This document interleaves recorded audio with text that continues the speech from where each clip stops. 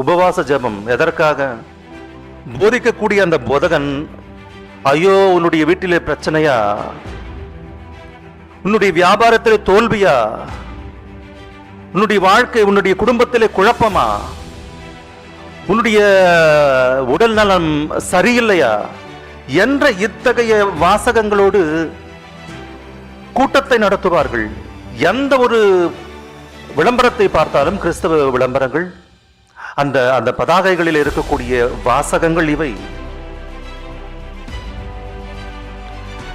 +2 படிக்கக்கூடியவர்களுக்காக ஜெபம், இவை அனைத்தும் கூட இந்த வாழ்க்கைக்காக, இந்த வாழ்க்கையிலே செய்ய வேண்டிய, அனுபவிக்க வேண்டிய சுகங்கள், இவைகளுக்காக நம்புகிறார்கள், இவைகளுக்காக வர சொல்லுகிறார்கள்.